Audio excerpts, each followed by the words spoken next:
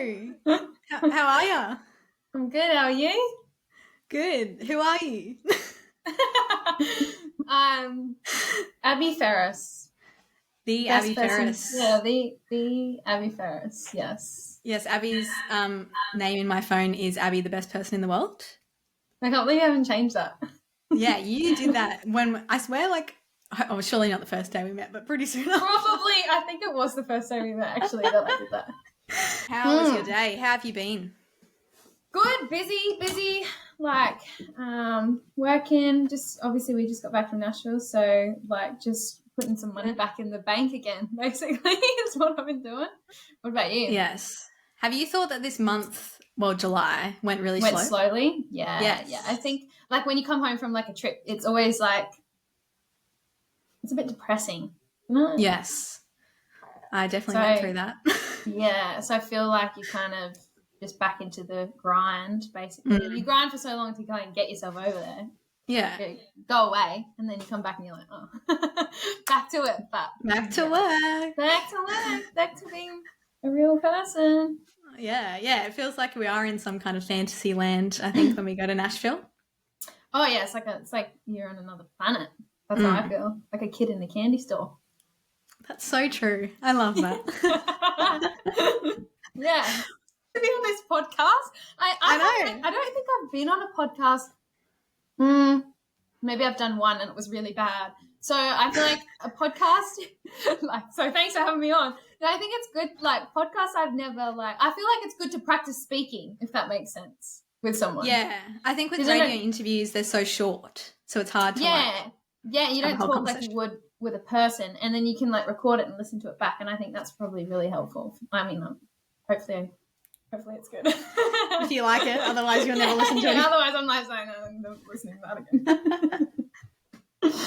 Well, I want to know more about you. Obviously, I know about you. I hope so. Been friends for a while now. Although you don't know about me, apparently, according to the TikTok trend. I didn't get like 3 questions right on that questionnaire thing. We did a TikTok trend where we had to like say each other's favourite colour, favourite food. I don't know what else we did. And Abbie basically got all of them wrong about me. So I'm still salty. Got like half of them wrong. Still and too if they many. were wrong, they weren't completely wrong. They were just not right. I mean, blue and pink, not the same colours, but okay. So tell the listeners all about you. How did you start in the music industry? How have you got to where you are today? A bit of a summary. Okay, well, I was definitely that kid that liked to put on shows. You know, when you're like in kindergarten and you like make a little show and then you like, I was definitely that annoying kid. I just loved like, I don't know, singing. I was just always singing in the car and stuff like that. It's not like I grew up in like a super musical family or anything like that. I think we've spoken about this before too, like you were the same. Like I just started singing in the car all the time. And we did have music playing when I was a kid, but it wasn't like people were super musical. Like I remember Christmases, we did have like little karaoke machines and we were singing like the Beatles songs. And then my dad was super into like Shania Twain and so was my mum and stuff like that. They always say like my mum went to Shania Twain's concert when she was pregnant with me and they always say that was like an influence. And so I just like kind of grew up listening to that kind of music and like all music really. And then I just wanted to sing. I just wanted to sing. And so any chance I could, little like open mic nights, things like that. And then my first couple of open mic nights like were super scary, but you kind of get those nerves out there. And then I think I got my first gig from that, like $50 gig or something to sing somewhere, and then you sing somewhere else, and then you meet somebody else from that, and then so it kind of just led into me leaving school and being like, this is what I want to do. And it's really hard. And sometimes I feel like I've got to a point now where when people ask me what I do, I say like I'm an artist or whatever. But it did take me a long time to get to a point where I felt like that could be the first thing I say. Because usually when you say that, it's kind of like, but what's your real job? I felt like that's kind of that's kind of what happened to me. I just always wanted to do it. I cannot remember another time of where I didn't want to be a singer. Like, I can't remember ever not wanting this. So it just was in me. I was born with it. So yeah. And I'm really happy. I love it, obviously. Obviously. No, that's good to hear. Obviously, I know from kind of when I met you, your journey, but I don't really know the start because I didn't know you then. So it's good to know how you got into it. But yeah, I think it's interesting when you don't come from a musical family, because obviously so many people say they, you know, sung with their family growing up, or maybe their you know, parents were musicians. And I think it's so different when you literally just start, or you see maybe someone singing, maybe you have an inspiration when you're young, and kind of that's where it comes from instead of your family. Yeah. That's why I feel like I don't have an exciting like reason why. I just feel like I did. Like, yeah. And it is weird when you think about it like that. Like, why does somebody just want to start singing? Why do they sing?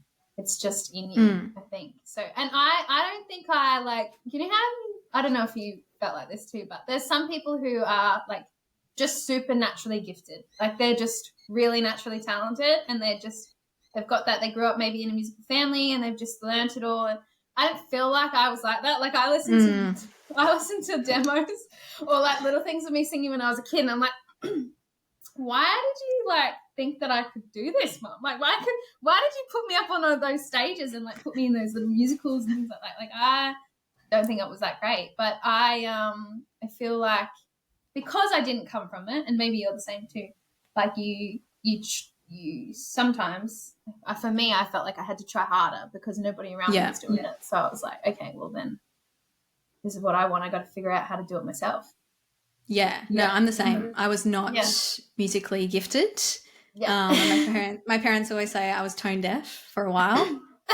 And then they got me singing lessons because, again, I just like loved it, would always sing around the house. And then like, okay, well, you better actually make her be able to sing somewhat. So yeah, then got singing lessons. And yeah, I think I think I spoke about this with Jake as well. When you do like really have to, I guess, try for it and work hard at it, it is a lot more rewarding, I think. Yeah, for sure. I think so too. And it is hard sometimes. Like, I feel like your family don't really get it. I feel like my family have always been supportive, and I'm lucky. But they're starting to kind of see it now, I think. But it takes a while for you to like say you want to do this, and it's hard when you don't know much about it. So like, yeah, like we were saying, and you come from where it's not really. You come from where it's not like in the family, and then you've got to go and be like, okay, this is what I want to do. I want to make a living off of it. Yeah, which is a scary decision. And you made another scary decision. So you're from the country in South Australia, and you moved to not the city, but the coast, different states. You felt like the city when I first moved here. Yeah, I was driving. I'm sure it did. Yeah, because I was like, so I grew up in on the outskirts of a small country town in South Australia called Malala, and like that's just where I grew up, and like my family still have the property there and stuff like that. So I was really blessed. Like, I grew up riding horses and things like that. And then I felt like I was one of those kids that got my L's. This is off track, I think. But tell us the story. No, it's not really that exciting now. I've split it up. But, you know, like, I was one of like got my L hours up very fast because we just had one road to school, and it was like just the one road pretty much all the way to school, and it was like quite a like it wasn't that long, but it was like 30 k's or whatever, and so that was like to and from school. So that got my L's up. And then I remember when I first came here, and then I had to drive, and it's only on the coast, not even in Sydney or anything like that. And then I was just like, oh my God, I cannot drive. Like, it's not like I never drove in Adelaide or anything like that, but not very regularly. And if I was to drive in Adelaide, I would have to be in like a good, like a ready to go. Whereas, like, obviously on the coast, like, I'm driving here all the time because I live here, and I was just like, wow, there's a lot of cars. And then now I drive into Sydney. So, you know, the things are progressing. So, but yeah, anyway, yes. So it was a different lifestyle change for me. Yeah. And was that scary, deciding to move states, leave your home literally to pursue music? Super scary, yeah. Yeah, I mean, I think for anybody, and I mean, who am I to really know to give anyone advice? But like, I think it's good for anybody to get out of your hometown, and even if it's just for a little while, and just like live away from everything you've known, because you kind of like, you go through school doing everything what everyone else is doing, and then when you leave school, you end up doing what everyone else is doing, and you kind of just stay in this little bubble, which is not a bad thing, but I think it teaches you so much if you do leave. So I feel like even if it wasn't for my career, I felt like I was always someone, even at school, like dreaming about one day being in Paris or being like doing something out of where I was. So I don't know, and I don't know why I was like that, but I just was. So yeah, I think I would have moved anyway, but yeah, get to move for my dreams and travel and just get back from Nashville with you. So it's pretty cool. Yeah. Yeah, we've been to Paris, we've been to Nashville, just living it up. We live it up, don't we? Well, I'm very glad that you did move closer to me because I when hate we it. met... Oh, okay. Yeah. We see each other way too often. And we don't even see each other that often at all, even though we live 20 minutes away from each other. Mm. But I remember when I met you, you lived obviously very far away from me. And I want to kind of recap how we met. I can't remember how many years ago it was, though. Okay. Do you? No. Quite a few years ago. It was before. I'm going to guess like 6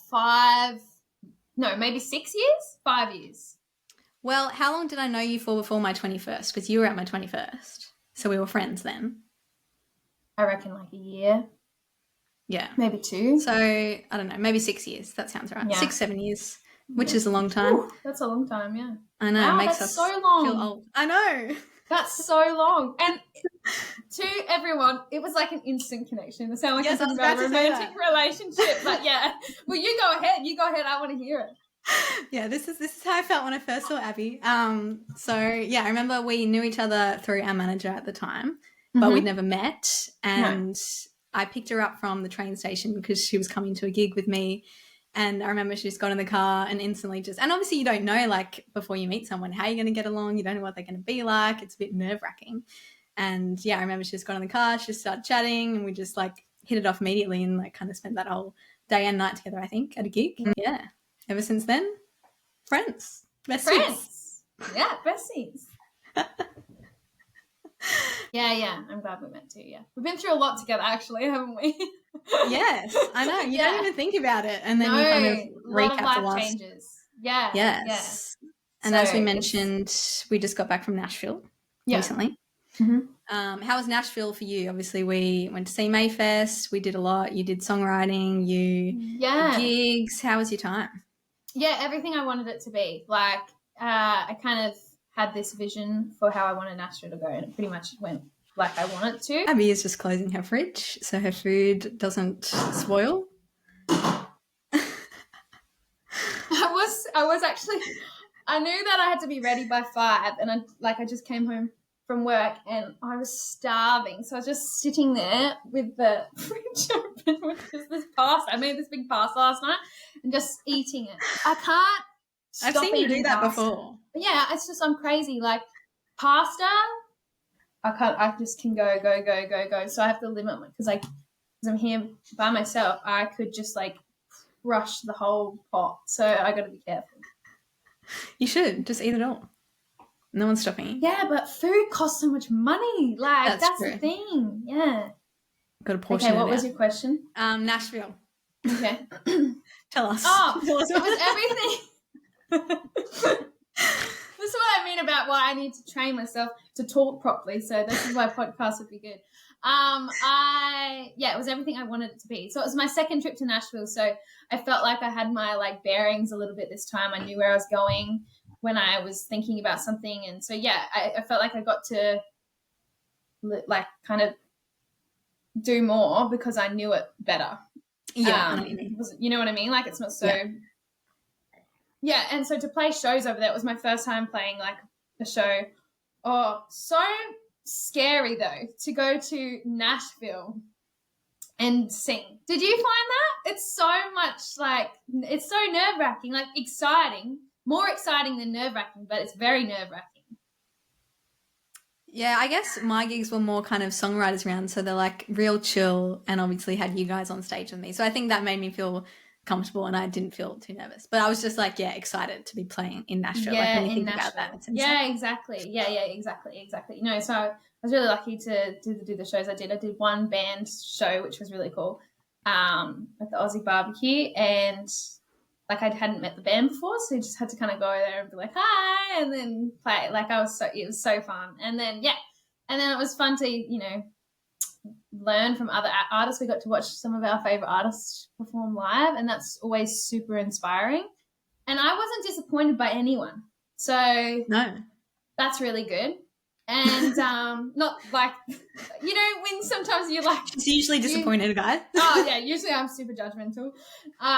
But, you listen to like artists all the time and you're like, I just hope they're really good live. And then you see them live and you're like, okay, I like them even more now.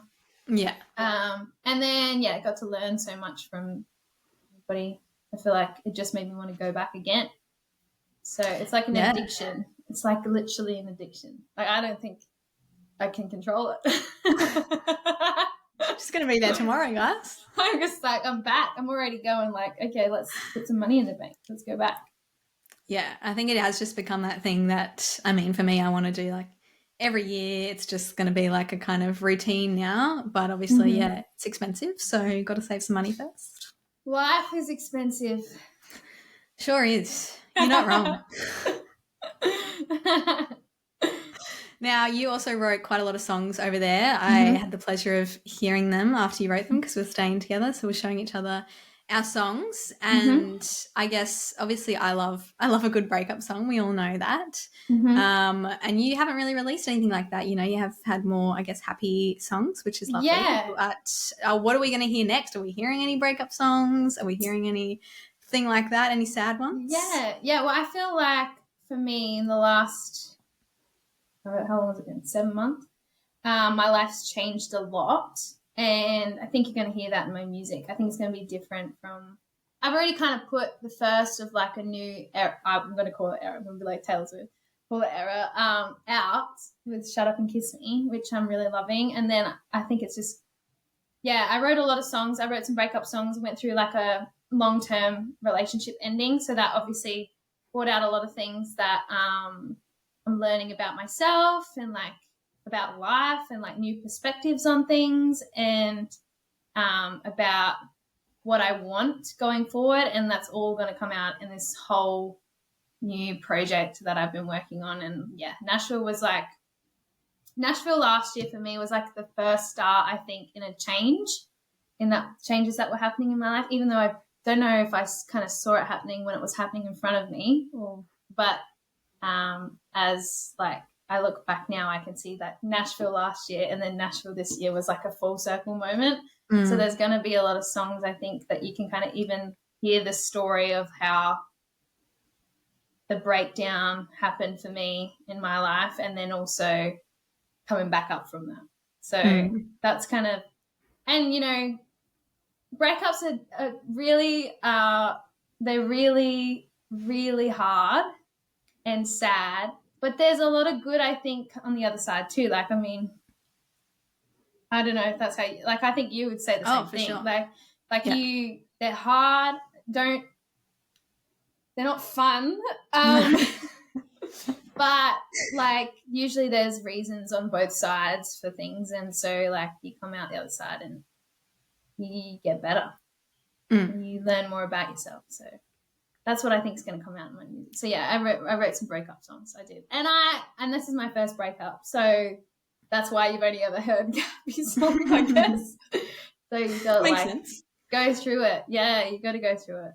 Yeah. Yeah, and obviously sad things, horrible things, breakups, anything bad aren't great to go through. But as songwriters, we do use those sort of things to we process them through our music, which I think a lot of people don't understand unless you are a songwriter. Yeah, nobody.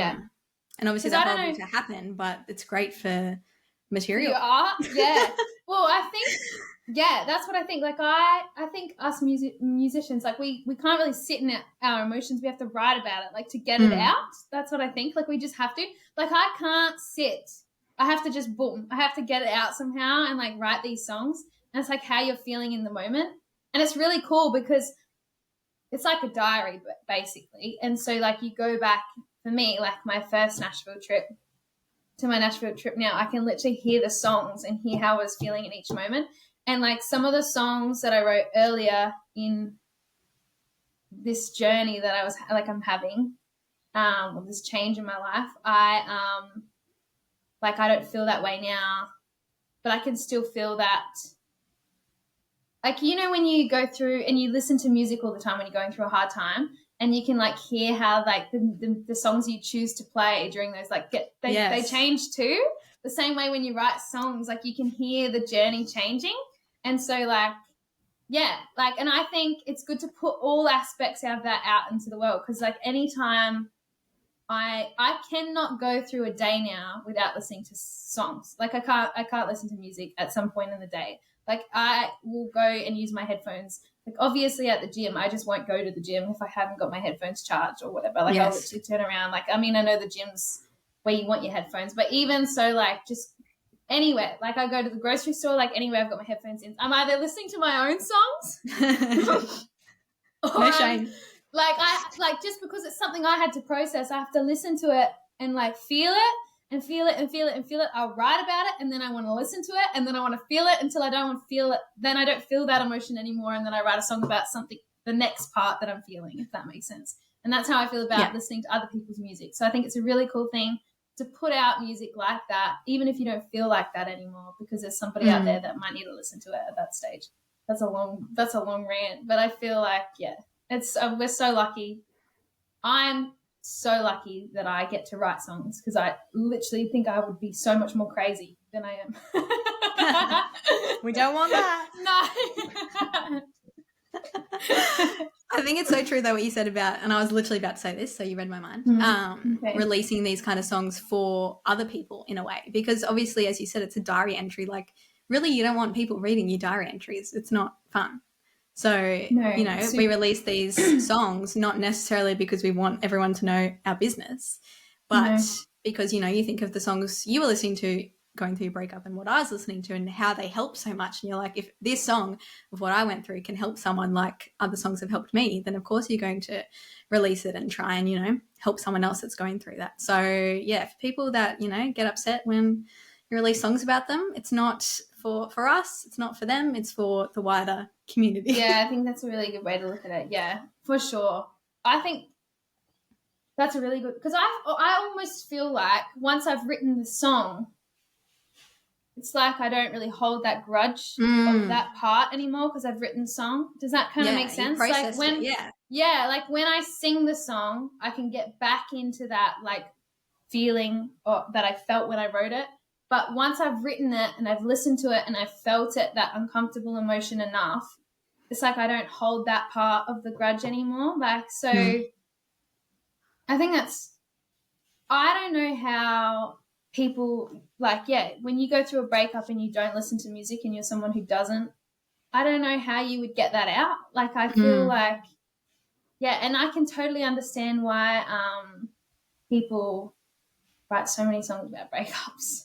Like, there are so many parts to, like, processing that. Like, oh, my God. There sure is. And we've been through them all together. Oh, yeah. We've been through them literally together. So, like, gosh, I mean, breakups are a part of life, I guess. And, like, for me, like I was saying, it's a change. So, it's like it was a long-term thing. So, growing differently and, like, experiencing life, it's all just, I guess, part of it. But it's a roller coaster. It sure is. But I think the songwriting's very, very important. And even if it is uncomfortable, and even if, people are going to hear our deepest, darkest thoughts, I think it's important. And, you look at people like Taylor Swift, who I think is an inspiration for both of us, and she literally releases the most personal, specific songs. And if she can do it, and the whole world listens to her music, exactly. They're the best ones. I think we can do it too. We were talking about this, weren't we? Where we were saying, like, it's hard to be personal. Like, it's hard to be personal, but they're the best songs. Like, if I try and be careful when I write a song. It's never that good. Like if I like when I'm personal and I'm telling the truth and I'm saying exactly how I feel and exactly what happened, I feel like they're the better songs. And they're the songs that I like better in other artists as well. And they're the truth from your point of view. Yeah. From your point of view. That's a good thing to put in there. Yeah, well, I mean, you never know. There's, I guess, breakups, there's always two sides, I suppose. So I have to, Definitely. This is how I'm feeling. Yeah. Yeah. And it is, like, I would not recommend dating a musician, personally, because, I mean, you have to, one, probably have songs written about you, hopefully good ones, you know, Hopefully if you don't do anything wrong. Yeah. But if you do something wrong, bad songs written about you. And then if you date someone that's dated someone else bad, then you're listening to songs they've written about someone else, and it's just a whole shit show. So I just don't stay recommend single.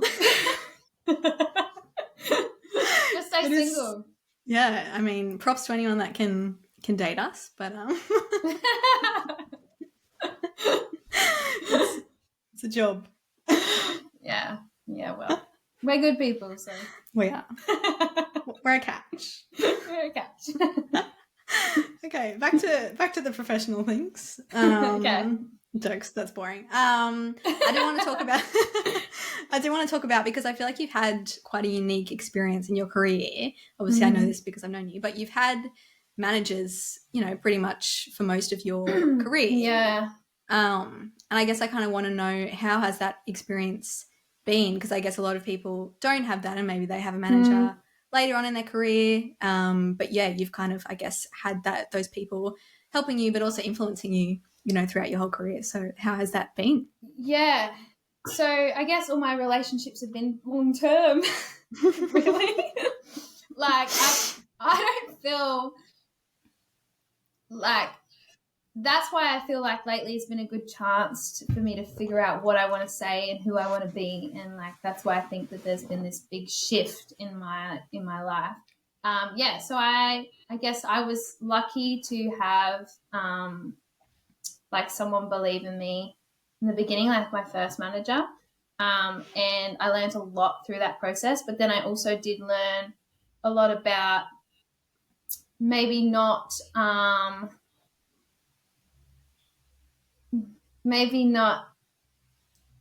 making sure that I know what I want and saying what I want as well. And that's something that I had to learn, obviously, because I think I had my first manager, I think I was maybe 16, maybe 16. Yeah, wow. So that's quite young. Like, you don't even know I knew what I wanted, but I didn't know who I wanted to be yet. And I didn't know what I wanted to say. I just knew what I wanted to do, and that was to sing and write songs and stuff like that. So I learned a lot through that process of like having someone believe in me, having someone there to help me and kind of shield me and guide me. But then sometimes it gets to a stage where, like anything in a long-term relationship, and you start to grow and become a person of who you want to be, it can maybe be different to the version of the person that relationship you have with that person is kind of going in. So like I felt like that just kind of grew apart. The same way as my whole life in 2023, I just grew into a person that didn't match my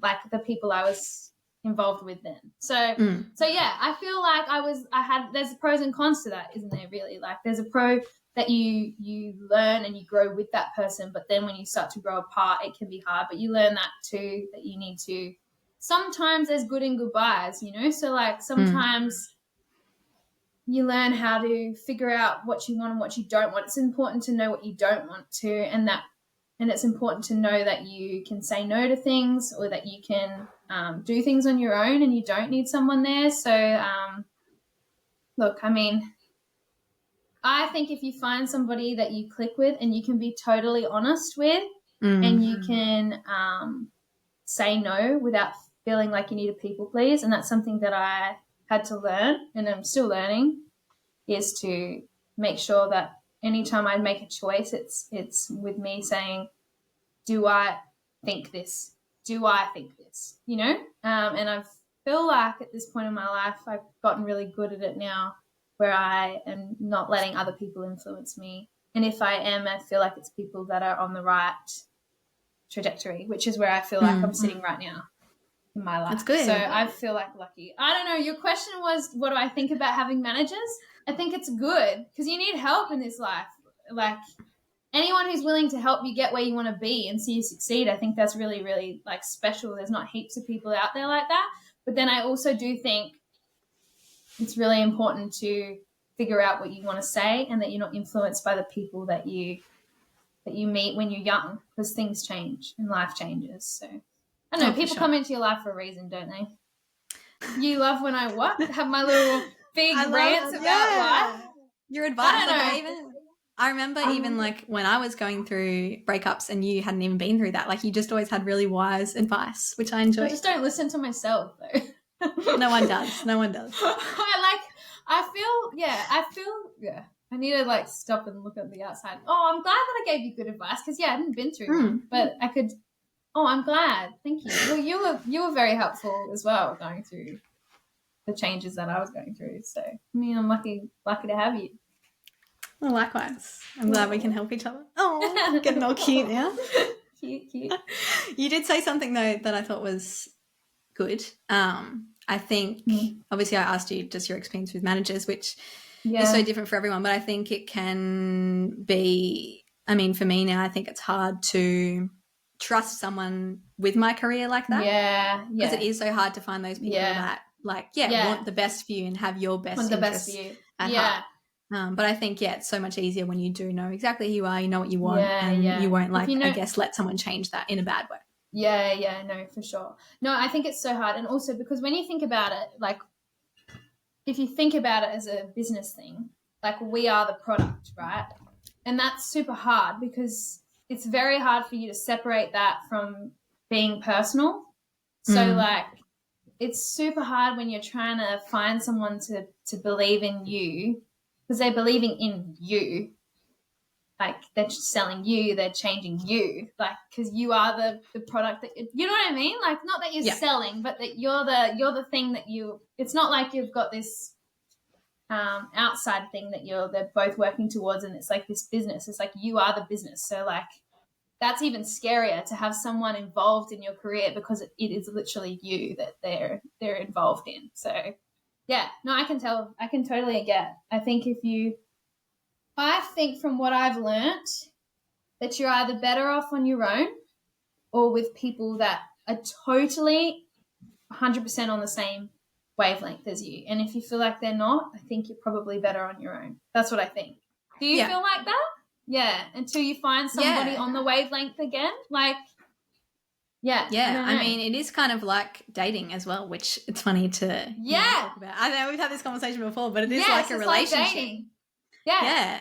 Like you need to have the same values. You need to, know what you both want. You need to believe in that other person. Like I think vice versa. Like you got to believe in your manager as well. Yeah. No, I'm really lucky with where I am. Like right now, I'm so lucky with the people that I have behind me. But I feel like, it's literally like dating. Like I think you be single until you find someone that's on the same morals, same values, same idea, same outcome, that you want the same outcome. Yeah. Definitely. No, but I think it's so valuable when you do find someone that believes in you. So I'm so glad that you found that. Thank you. I appreciate that. I think you will too. Yes, hopefully one day. Now, we mentioned, obviously, we saw some of our favourite artists in Nashville. Who are you loving at the moment? Who are some of your most streamed artists, your inspirations? I obviously know a few of them, but tell the listeners. I am a big fan of Carter Faye, so it was amazing to see her. And we got to sing along to that song we love, Man. Yes, very cathartic. I don't know how. I have streamed that song so many times, so it was so fun to see that live. Ella Langley, I only caught the end of her set, but I love her. Lacey Booth, am I saying that right? I can't remember her last name. I think it's Lacey. I think so. Is it Lacey K Booth or something? Maybe, yeah. I saw her and she was really good too. Who else did I see? I mean, Lainey.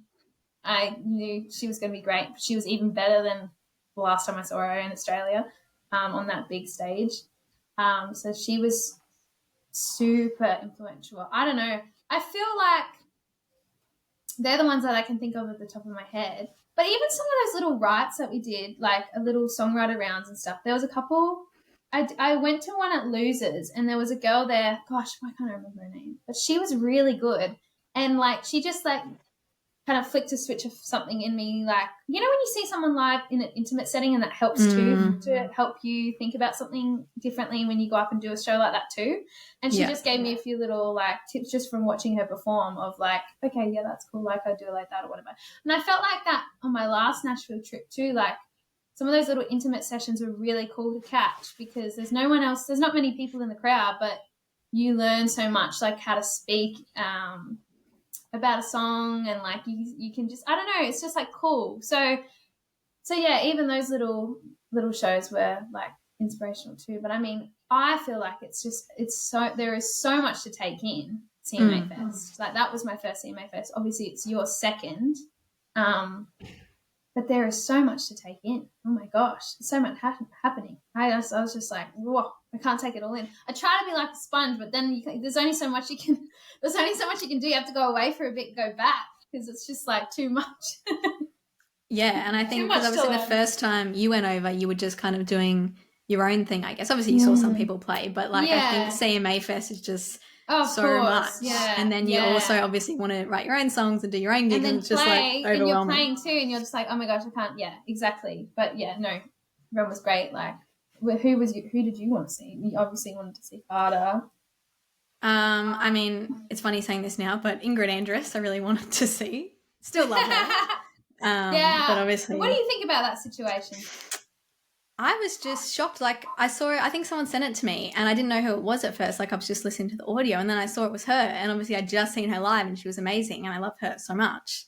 And I was so confused. I was just like, how, because obviously as singers, like, you can't, obviously you can sound bad sometimes, but, like, to sound to that level of off key or whatever it was, I think is quite hard to do as a singer. So I just thought she was, like, on something immediately. Yeah, because you said she was good live, didn't you? You said she was good. Yeah, she was great. And I was, like, crying. I was like, great.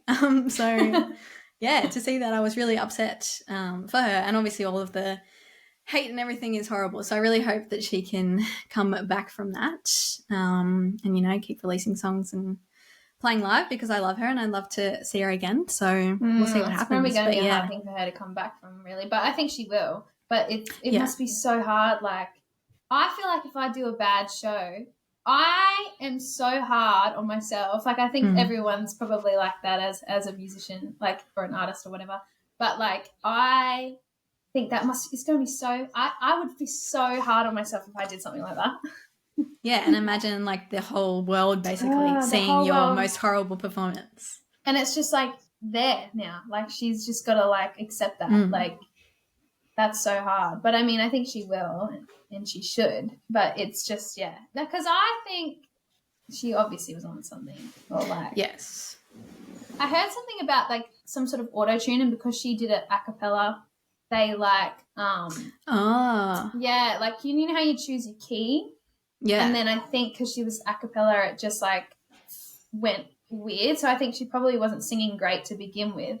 Probably, like she said, drunk maybe, or whatever she was on. And then I think she had some sort of thing that was, like, just, like, and when she was in the middle of the note, like, you know what I mean? Like, I don't know. Anyway, that's what I heard, but I don't know. But that, yeah, sucks for her. But I really like her music, and I think she's great. Yeah, I mean, she's great live, so don't know what happened there. But gosh. I feel very bad for her, and I would not like that to happen to me. Me too, because I'm like, it was really bad, but I also feel bad for her because I feel like she's not that bad. You know what I mean? I know what you mean. So what's next for you, Abbie? You have a song coming out. Well, when this is released, it'll be this Friday. Yes, I've got a new song. I've got a new song coming out. I'm really, really excited about it. And then I've been in the studio this month, so I had, like, a little goals of what I wanted to do this month to get done, and would make headway on my EP that I might be doing. And I'm really excited. We got another exclusive on this podcast. that I might be doing. I've been doing a bunch of writing and like obviously in Nashville, like the last 2 times written a bunch of stuff like we were talking about, like heaps of my life happened. So I'm really excited about making like a project. And I like love working with my producer, Michael Carpenter, and my manager, Jeremy Dillon's been super involved in like the creative process of everything as well. So like, yeah, that's what I was saying when I've got like a really lucky, amazing team that I'm working with on this project that I'm just so excited about it. It's like new music and like, yeah, it makes me so excited. It makes me excited every single day, which I'm lucky for. Like every single day I get up and I'm like, oh, so, yeah, I'm excited. That's basically what's in the pipeline for me is a project coming to you. But firstly, you'll have a song on Friday. Yes, which is a sassy one. I like it. Yeah, I'm really excited about it. Yeah. I'm really excited about it. It's like going to be I wanted a fun, empowering, sassy song. And I literally went into the write. It was like my last day in Nashville last year. And I'd kind of written basically everything that I wanted to. And then at the end, I was just like, this is a fun random write with just some people that I kind of met through someone else. And I was like, oh, let's just do one more write. And I was just didn't really have any ideas of like, you know how sometimes you take to a songwriter, you have like maybe a title or you have a bit of a chorus or you have like a bit of a, I was like, I want to write a sassy party, upbeat, empowered song. And I feel like that is exactly what we wrote. So it was really cool. Yeah. So yeah, it's going to be fun. And it was a fun, I actually was listening to that today at work. At my headphones in. Of course you were. I was doing stock take. And I was like, because you know when you go through it and you like, we had it mixed 8 months and months ago. So like I haven't listened to it in a while. And so yeah, it was nice to listen to it again and be like, yeah, yay, it's coming. Yeah, it's good that you're still excited about it too, because I think sometimes if you record songs like and don't release them for ages, you can sometimes be like, oh, I don't actually love it as much as I used to. Yeah, I've totally had that happen to me before, yeah, for sure. Yeah. But no, I feel like this one I'm ready to be sassy. Yay, I'm excited. Abbie's in her sassy era. In my sassy era. Yeah. I don't know what era I am in. It's a new era. Yeah, we love it. Good. It's exciting. And I think, yes, I'm very excited to see this. Well, you sent me something. Project. You sent me something very exciting too last night. I did. Yes. Did you like it? I loved it. It's so good. We both have a lot of new music coming out. So stay tuned, everybody.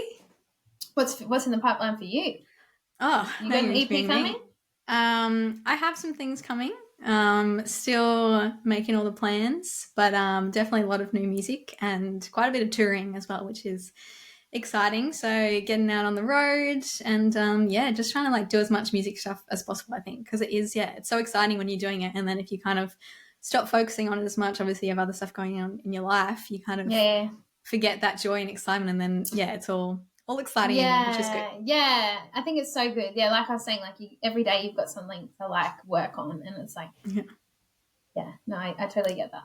So that's good that you've got that too. Oh, I'm excited to hear what that's going to be for you. Yes, I think we both have new chapters of music and life and everything. I'm excited for your new chapter too. I feel like you're saying I'm entering my sassy era. You're entering, what era would you say? I don't even know. I feel like it's going to be new for your listeners too.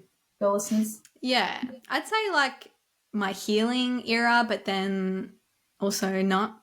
I don't know how to describe it. Yeah. Well, what we were talking about before, where a part of your healing, I guess, is having those like those songs that are still in the feels.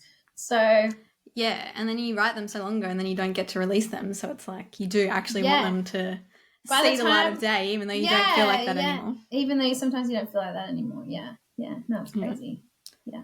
Well, I'm excited for both of us. Thanks for coming on the podcast. Well, thank you for having me. I've had fun. Thank you. Talked about a lot of different topics. Yeah. I like it though. Like, now I've got to go back and listen to myself and probably go, ooh. Yeah, I'm sure you'll be like, can you take this out? Can you change this? Yeah. So you did great. You did perfect. Thanks. I appreciate it. Well, thank you. I'll see you soon. Okay, we'll see you Friday night. See you Friday night. Bye. Bye.